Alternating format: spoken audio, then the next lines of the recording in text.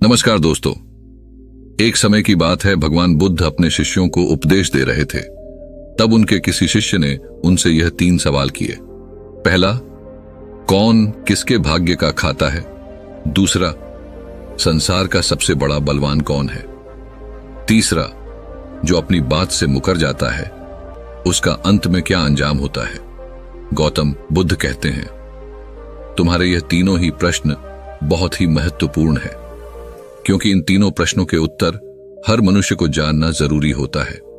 इसलिए मैं तुमको यह कहानी सुनाता हूं। उस कहानी में तुमको तुम्हारे इन तीनों प्रश्नों के जवाब मिल जाएंगे। कृपया तुम कहानी को ध्यान लगाकर सुनना। एक जंगल में एक विशाल बरगद का पेड़ था। उस पेड़ पर एक बाज पक्षी रहता था। उस बरगद से थोड़ी ही दूर पर एक बिल था। उस बिल में एक सर्प रहता था। फिर एक दिन जैसे ही सर्प दिल से बाहर निकलने लगा तो उस सर्प को वह बाज पक्षी देख रहा था। जब वह सर्प बिल से बाहर निकालने लगा तो उसी समय बाज सर्प पर झपटा, परंतु सर्प अपने बिल से अधिक बाहर नहीं निकला था, इसलिए वह वापस बिल में चला गया। फिर थोड़ी देर बाद सर्प ने अपना मुंह बिल से बाहर निकाला और देखने लगा कि बाज पक्षी यहीं पर है या कहीं पर चला गया। फिर वह बाज पक्षी दोबारा उस सर्प पर झपटा, परंतु वह फिर से वापस अपने बिल के अंदर छुप गया। जैसे ही सर्प अपने बिल से बाहर निकलने का प्रयास करता तो बाज उस पर हमला करता और उसे उठाकर ले जाने की कोशिश करता। बाज मन में सोच रहा था कि जब भी तू बाहर निकलेगा तो मैं तुझे अपना भोजन बना लूंगा, और सर्प उस बाज के डर से बिल में छुपा रहता है। जब सर्प को उस बिल में रहते हुए काफी समय हो जाता है तो सर्प मन में विचार करने लगता है कि यदि राजा विक्रम कहीं से आ जाए तो वह दूसरों के कष्टों का हरण करते हैं, और राजा विक्रम ही ऐसे हैं जो मुझे इस बात से बचा सकते हैं। तो राजा विक्रम को याद करता हुआ सर्प उस बिल में छुपा रहता है, और जो भी उस मार्ग से निकल कर जाता तो उसे सर्प कहता कि भाई कोई मेरी बात राजा विक्रम तक पहुंचा दो, या मुझे राजा विक्रम से मिला दो तो मैं उसका जीवन भर एहसानमंद रहूंगा। फिर एक दिन राजा विक्रम, जो दूसरों के दुखों को दूर करते थे, वह जंगल में जा रहे थे और उसी मार्ग से निकल कर जा रहे थे। तभी सर्प को पता चला कि रास्ते से कोई जा रहा हो, तो वह सर्प बिल के अंदर से ही कहने लगा, भाई कोई मुझे राजा विक्रम से मिला दे तो मैं उसका जीवन भर एहसानमंद रहूंगा। यह बात जब राजा विक्रम ने सुनी तो राजा विक्रम कहने लगा, क्यों भाई, आपको राजा विक्रम से क्या काम है? तो सर्प कहने लगा, देखो भाई, राजा विक्रम दूसरों के दुखों का हरण करते हैं और मैं बहुत दिनों से इसी बिल में पड़ा हुआ हूं। मैं बहुत दुखी हूं। यदि मैं इस बिल से बाहर निकलता हूं तो इस वृक्ष पर एक बाज पक्षी का निवास है। वह बाज मुझ पर उसी समय हमला करता है, इसलिए मैं इस बिल से बाहर नहीं निकलता हूं और ना ही मुझे कुछ खाने को मिलता है। मैं ऐसे ही इस बिल में पड़ा हुआ हूं, ऐसे ही अपना जीवन व्यतीत कर रहा हूं। राजा विक्रम कहने लगे कि हे सर्पराज, मैं ही राजा विक्रम हूं, बताओ तुम्हारे कष्ट का निवारण कैसे करूं? तो सर्प कहने लगा, हे महाराज, जैसा आपको उचित लगे ऐसा ही कीजिए, लेकिन मेरा इस बात से पीछा छोड़ा दीजिए, नहीं तो यह एक दिन मुझे मार डालेगा। राजा विक्रम कहने लगे, हे सर्पराज, तुम कहो तो मैं तुम्हें इस वन में कहीं दूर छोड़ दूं। सर्प कहने लगा, महाराज, जब आप मुझे दूर छोड़ने जाओगे तो ये बाज हमें देख लेगा और ये वहीं पर जाकर फिर से बैठ जाएगा और मौका मिलते ही ये मुझे मार डालेगा। राजन, आप मुझे कुछ समय के लिए आपके अंदर में बिठा लीजिए। आप पेट में बैठने के लिए मुझे स्थान दे दीजिए। जब इस बाज को पता नहीं चलेगा कि सर्प कहां गया, और मैं तुम्हारे साथ इस वन से बहुत दूर चला जाऊंगा, और आगे जाने के बाद मैं तुम्हारे पेट से बाहर आ जाऊंगा। राजा विक्रम कहने लगे, ठीक है सर्पराज, आप मेरे पेट में प्रवेश कर जाइए। राजा विक्रम अपना मुंह खोल देते हैं और वह सर्प राजा विक्रम के पेट में प्रवेश कर जाता है और राजा विक्रम के पेट में जाकर के बैठ जाता है। जब राजा विक्रम वन में आगे गए और आगे काफी दूर पहुंचने के बाद उस सर्प से कहने लगे कि हे नागराज, अब आप मेरे पेट से बाहर आ जाइए। अब यह सुनसान वन है, इसमें कोई बाज आपको परेशान नहीं करेगा। यह बात सुनकर नागराज कहने लगा कि नहीं महाराज, अब मैं आपके पेट से बाहर निकलने वाला नहीं हूं। राजा विक्रम ने कहा, क्यों भाई, आपने तो मुझसे यह वादा किया था कि आप मुझे आगे सुनसान वन में छोड़ देना, मैं आपके पेट से बाहर निकल जाऊंगा। अब क्या हुआ, सुनसान वन आ गया, अब आप बाहर निकलिए। सांप कहने लगा कि देखो महाराज, जैसा रहने का आनंद आपके पेट में है वैसा उस बिल में नहीं मिलता। अब मैं तुम्हारे पेट से कभी बाहर नहीं निकालूं। राजा विक्रम मन में सोचने लगे कि यह तो बड़ा ही दुष्ट सर्प है, अब मैं क्या करूं? और उसके जहर के प्रभाव से महाराज विक्रम का पूरे शरीर से कोट फूटने लगा। महाराज विक्रम के शरीर से कोट निकल आया। राजा विक्रम मन में सोचने लगे कि अब मैं यदि राजधानी को वापस जाऊंगा तो यह अभी संभव नहीं है, क्योंकि मैं इस वक्त कोढ़ी हो गया हूं और मुझे इसी वन में रहकर इस नागराज से भी छुटकारा पाना है। यह सोचकर महाराज विक्रम एक पेड़ के नीचे झोपड़ी बनाकर सो जाते हैं। उनके शरीर से कोट टपकने लगा और बदबू आने लगी, जो कि सर्प का जहर था। सर्प कुंडली मारकर राज विक्रम के पेट में बैठा हुआ था। राजा विक्रम उस वन में पड़ी हुई एक कोढ़ी की हालत में है। अब इधर उन्हीं के समय एक प्रसिद्ध जनपद था। श्रावस्ती और श्रावस्ती नगरी के महाराजा थे ताम्रध्वज महाराज। ताम्रध्वज के 3 पुत्रियां थीं और राजा ताम्रध्वज बड़ा अहंकारी और बड़ा ही अभिमानी राजा था। फिर एक दिन उसने अपनी तीनों बेटियों से पूछा कि बताओ बेटियों, तुम किसके भाग्य का खाती हो? फिर उनमें से 2 बेटियां तो राजा के डर से कहती हैं कि पिताजी, हम तो आपके भाग्य का ही खाते हैं। परंतु उनमें से राजा की एक चित्ररेखा नामक बेटी थी। वह चित्ररेखा अपने पिता ताम्रध्वज कहती हैं कि नहीं पिताजी, मैं किसी के भाग्य का नहीं खाती हूं, मैं तो केवल अपने ही भाग्य का खाती हूं। उस बेटी की बात सुनकर राजा को बहुत क्रोध आया और राजा ने उसी समय नाई और ब्राह्मण को बुलाया और नाई और ब्राह्मण से कहने लगा कि री, इन दोनों बेटियों का रिश्ता तो आप किसी राजा के यहां करके आइए, और जो यह बड़ी वाली बेटी है इसका रिश्ता किसी कूड़ी कलंक की या जिसके हाथ पैर नहीं हो उसके साथ करके आइए। फिर राजा का आदेश मिलते ही नाई और ब्राह्मण उन तीनों बहनों का रिश्ता करने के लिए चल देते हैं। उन्होंने राजा की दोनों छोटी बेटियों का रिश्ता तो राजवंशों में कर दिया, परंतु तीसरी बेटी के लिए वर ढूंढते ढूंढते हुए उसी वंश से निकाल कर जा रहे थे जिस वन में राजा विक्रम अपनी झोपड़ी में कोढ़ी के रूप में पड़े हुए थे। उनके शरीर से कोढ़ बह रहा था।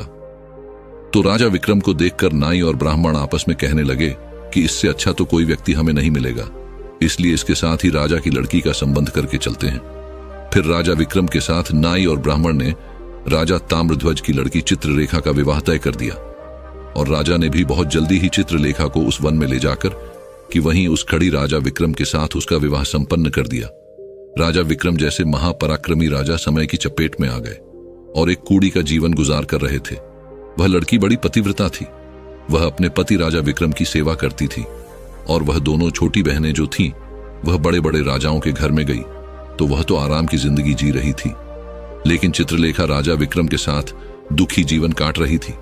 कहते हैं जो अपने नियम और सिद्धांतों पर रहता है और जो धर्म का पालन करता है, ईश्वर हमेशा उसे सुखी रखना ही पसंद करता है।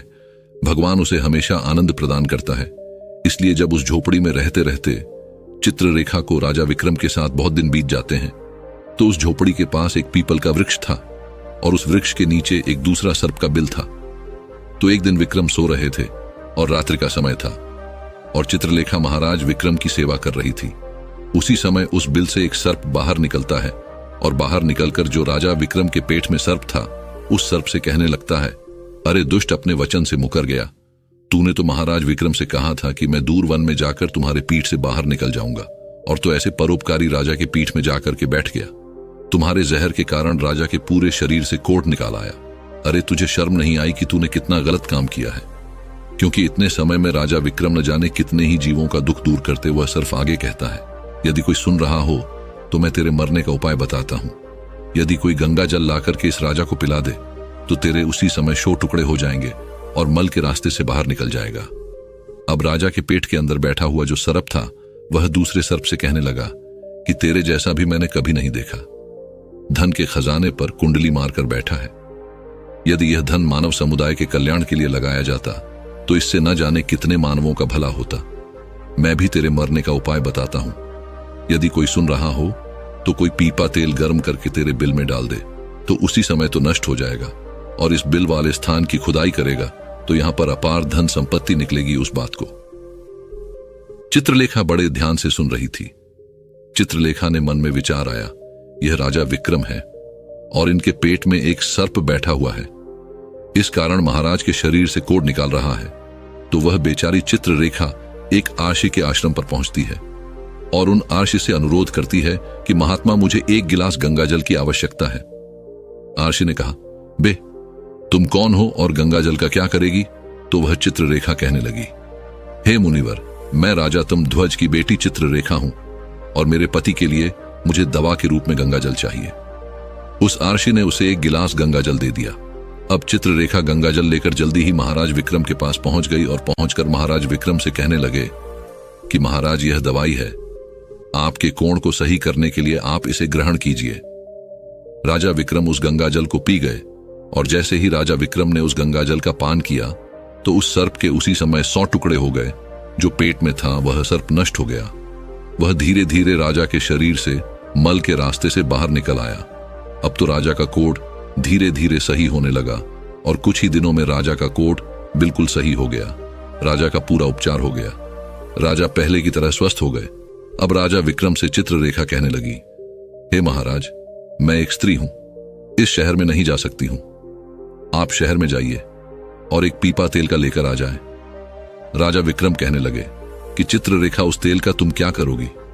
चित्ररेखा ने कहा, महाराज, आप पहले तेल का पीपा लेकर आइए, फिर मैं आपको बताऊंगी।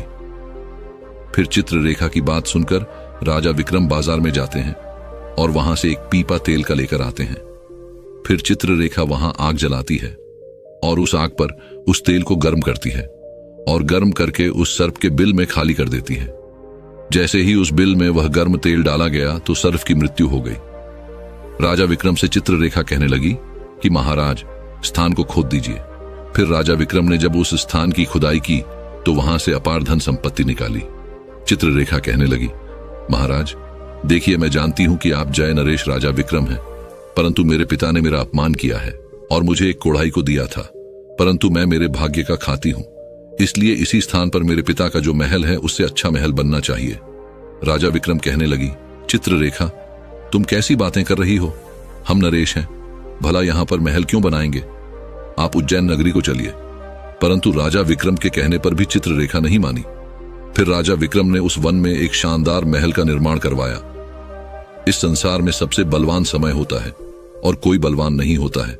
जिसका समय अच्छा होता है वह आगे बढ़ता रहता है और जिसका समय खराब हो जाता है, जिसका समय विपरीत होता है, वह पतन की ओर अग्रसर हो जाता है। राजा ताम्रध्वज पर एक दूसरा राजा आक्रमण कर देता है और उस आक्रमण में तमध्वज पराजित हो जाता है और राज अपने परिवार सहित प्राण बचाने के लिए उसी वन में पहुंच जाता है। जब वन में राजा भूखा प्यासा भटक रहा था, फटे हुए वस्त्र और भूख से पीड़ित और प्यास से राजा का गला सूखा जा रहा था, तो राजा घूमते घूमते उस चित्ररेखा और राजा विक्रम के महल के नजदीक से गुजरता है। तो चित्ररेखा अपने पिताजी को पहचान जाती है।